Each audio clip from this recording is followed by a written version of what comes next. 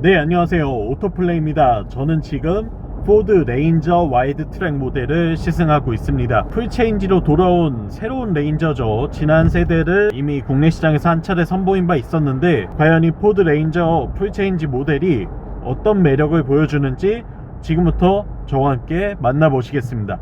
영상 보시기 전에 구독과 좋아요로 응원도 많이 부탁드리겠습니다. 네, 꽤나 오랜 시간이 지나서 나온 풀체인지 모델인 만큼 많은 부분에서 변화가 있었습니다. 일단은 셰시 자체가 좀 변경이 있었고요.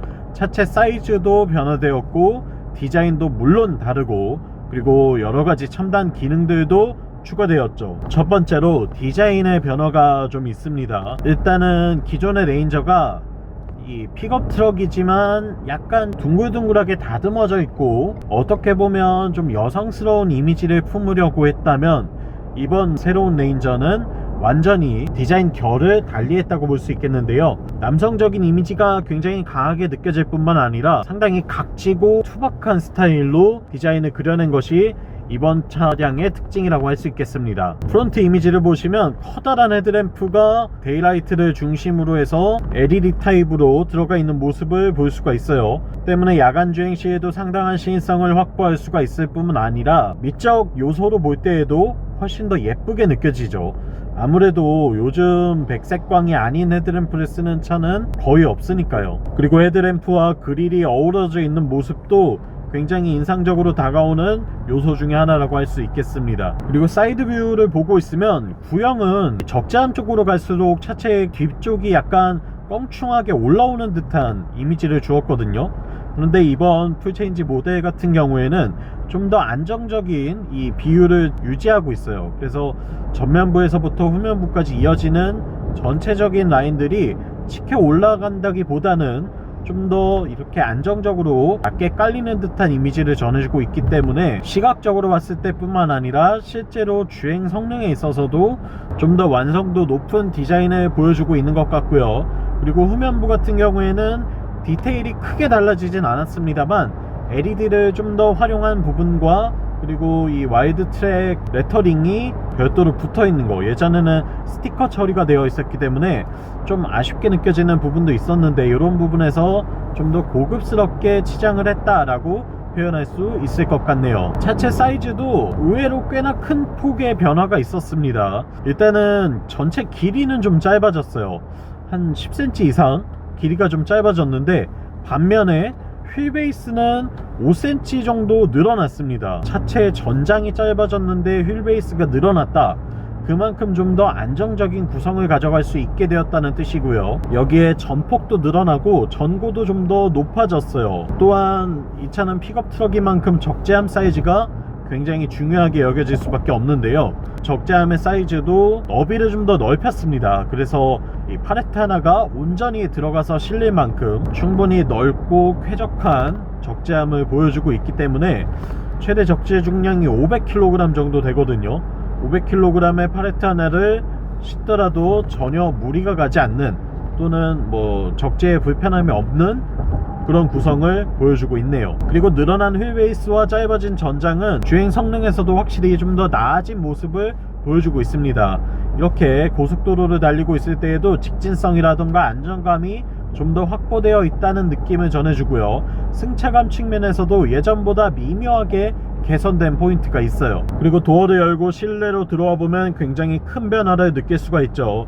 일단은 센터 패시아에 위치하고 있는 12인치 풀컬러 터치 디스플레이가 인포테인먼트 시스템으로 들어가 있습니다. 싱크4 시스템을 쓰고 있는데요. 포드가 자랑하는 인포테인먼트 시스템이죠.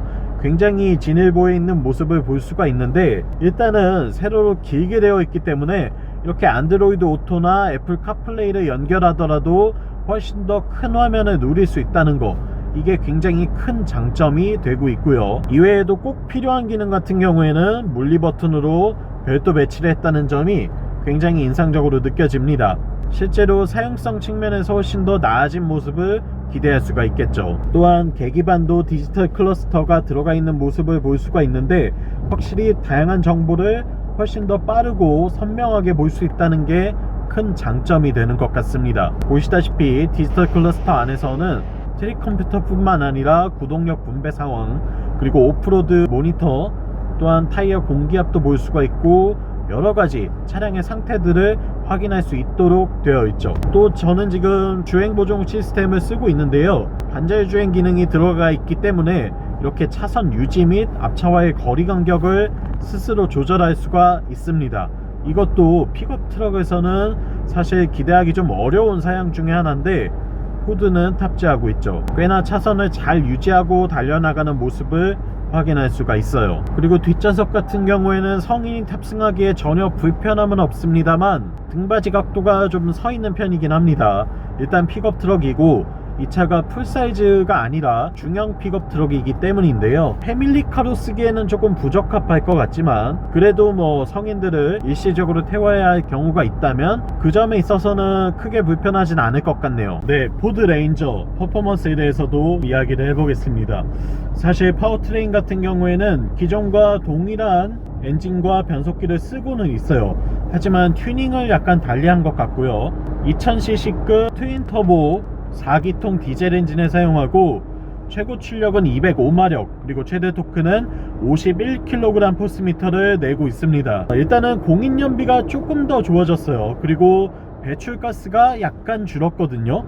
아무래도 달려나가는 성능보다 좀 더 내구성과 배출가스 그리고 연비에 초점을 맞춘 세팅이 아닌가, 그렇게 좀 변경되지 않았나 라는 생각이 들고요. 실제로 주행을 해보면 일단 뭐 폭발적인 가속력이라던가 굉장히 빠르게 튀어나가는 느낌은 아니지만 그래도 짐을 충분히 적재하고 달려나가기에 부족함 없는 수준의 성능을 보여줍니다. 역시나 디젤 엔진을 사용하고 있기 때문에 낮은 RPM에서도 충분한 토크가 나온다는 점은 굉장히 큰 장점이 될 것 같고요. 제로백 기준으로는 한 9초 정도 나오는 것 같은데 실제로 뭐 그렇게 답답하거나 문제가 있는 수준의 가속력은 아니죠. 한 준중형 세단 정도에서 기대할 수 있는 그 정도의 성능을 보여주고 있습니다. 10단 자동 변속기가 매칭이 돼서 후륜구동을 기반으로 4바퀴를 모두 다 굴릴 수 있는 4륜구동과 로우 기어까지 넣을 수가 있는데요, 기계식 4륜구동을 채택하고 있다 보니까 아무래도 오프로드에서도 확실히 장점을 드러낼 수 있는 세팅이라고 할 수 있겠고, 실제로 주행을 해보면 대부분은 2륜 하이 모드로 주행을 하게 되지만 필요시에는 4륜 하이나 4륜 로우를 넣을 수 있다는 게 굉장히 큰 장점이 될 것 같습니다. 주행 모드도 이 트레일링을 위한 견인 모드와 또 오프로드에서 활용 가능한 모드들을 마련하고 있는 모습도 확인할 수가 있고요. 그리고 오프로드 기능을 통해서 이렇게 원할 때에는 현재 구동 방식과 현 상황, 또 이 차체 기울기라던가 다양한 디스플레이를 보여주는 모습도 확인할 수 있습니다. 하지만 이런 오프로드 상황은 뭐 그렇게 많지는 않겠죠. 대부분은 이렇게 온로드에서 주행을 편하게 하게 되실 텐데 실제로 이 차를 타고 다녀보면 일단 승차감 자체가 그렇게 아주 좋다라거나 또는 뭐 승용차들 SUV처럼 말랑말랑하다는 느낌은 없습니다.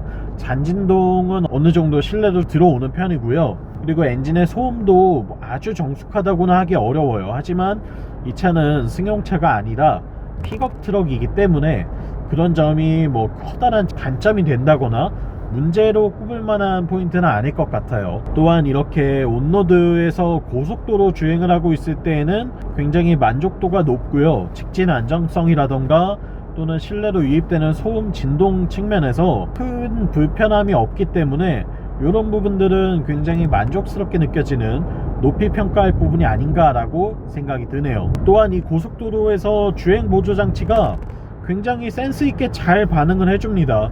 앞차와의 거리 간격도 아주 부드럽게 스무스하게 계속 유지를 해주는 모습을 볼 수가 있고, 감속이 굉장히 거칠게 되는 타입이 아니라서 일상 용도로 쓰기에도 전혀 불편함은 없을 것 같아요.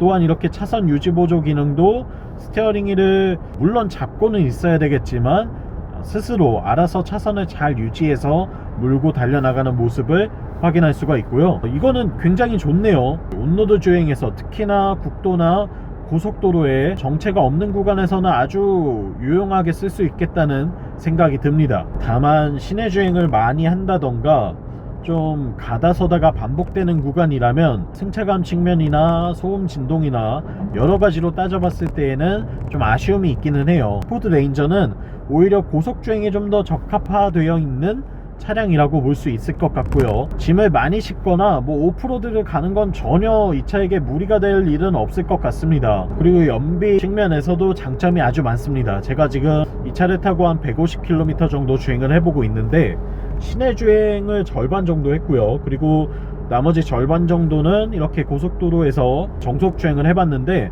기록하고 있는 평균 연비는 리터당 11.5km입니다. 공차 중량이 2.4톤이 넘어가는 아주 무거운 트럭이라는 점을 고려했을 때에는 굉장히 고무적인 연비죠. 역시나 디젤 엔진이기 때문에 가능한 수치이기도 하고요. 일단은 연비 측면에서는 전혀 아쉬움이 없네요. 상당한 경제성을 확보했다고 할 수 있겠고, 또한 내구성 측면에서도 전혀 아쉬움은 없을 거기 때문에 아무래도 좀 가솔린 픽업 트럭은 연료비가 부담된다 라고 생각하셨던 분들께는 아주 좋은 선택지가 아닐까라는 말씀을 드리고 싶습니다. 또한 어라운드 뷰 기능을 갖추고 있는 점과 또 이렇게 터치 디스플레이를 통해서 인포 시스템을 조절할 수 있다는 것도 이 레인저 풀체인지 모델만의 커다란 장점으로 꼽을 만한 요소죠. 다만 다소 쓴소리를 하고 싶은 점은 가격 정책입니다. 가격이 꽤 많이 올랐어요. 환율도 많이 올라가고 원자재 값도 올라가고 시장 경제도 안 좋아졌기 때문에 가격이 오르는 것 자체는 이상한 일이 아닙니다. 다만 너무 큰 폭으로 오른다는 건 기존의 레인저의 이미지 자체가 어떻게 보면 약간 훼손될 수 있는 문제이기 때문에 이런 부분들은 엔지니어가 아무리 좋은 차를 잘 열심히 만들고 또 마케터들이 아무리 좋은 차라고 잘 알리더라도 결국 제품의 가격을 결정하는 결정권자들이 이런 부분에서는 최대한 소비자를 위해서 좀 더 나은 선택을 했어야 하지 않나 라는 생각이 들고요. 당장의 마진이 좀 줄어들 수는 있겠지만 판매 볼륨을 높게 가져가는 게 장기적으로 봤을 때에는 기업의 이미지라던가 또는 레인저의 이 좋은 상품성을 홍보하는 데에 훨씬 더 큰 도움이 되기 때문에 개인적으로는 이 부분은 좀 아쉽게 느껴지긴 합니다. 제가 실제로 이 차를 타보고 정말 차가 괜찮다, 좋다, 매력적인 포인트가 많고 추천할 만하다 라고 해도 가격이 너무 터무니없이 올라가게 되면 아무 소용없는 일이 되기 때문이죠. 그런 점에서는 이 가격을 결정하는 분들이 좀 더 신중하게 한 번 더 검토를 해보셨으면 하는 바람이 있고요. 포드는 사실 픽업 트럭의 최강자죠. 세계 시장에서 1등을 차지하고 있는 정말 좋은 상품성으로 좋은 차들을 만들어서 아주 많이 판매하는 브랜드이기 때문에 이런 좋은 상품성을 가진 차가 한국 시장에서도 한국 소비자들에게 널리 알려졌으면 하는 바람이 있습니다. 포드 레인저 국산 픽업 트럭은 여러가지 아쉬움들이 좀 느껴졌고, 그리고 수입 픽업 트럭은 가격뿐 아니라 뭐 가솔린 엔진을 쓰는 것들과 또 편의 사양의 부재들 때문에 아쉬움을 느꼈던 분들에게 이 레인저가 아주 좋은 선택지가 되지 않을까라는 생각이 들고요. 수입 픽업 트럭 중에는 유일하게 디젤 엔진을 탑재하고 있습니다. 장기적으로 봤을 때 연료비라던가 경제성 측면에서도 사실 이런 화물차들은 디젤 엔진을 포기하기에는 아직 좀 이른 감이 있기 때문에 이런 점들을 고려했을 때 레인저는 여러분들이 찾던 좋은 선택지 중 하나가 아닐까라는 생각이 들었고요. 레인저에 조금이라도 관심을 갖고 계시는 분이라면 직접 한번 시승을 해보면서 제가 느낀 부분들, 그리고 제가 말씀드린 부분들이 여러분들과도 공감대가 형성될 수 있는지 직접 한번 판단해 보시기 바랍니다. 지금까지 오토플레이였고요. 영상 유익하셨다면 구독과 좋아요로 응원도 많이 부탁드리겠습니다. 다음 시간에 또 만나요. 안녕.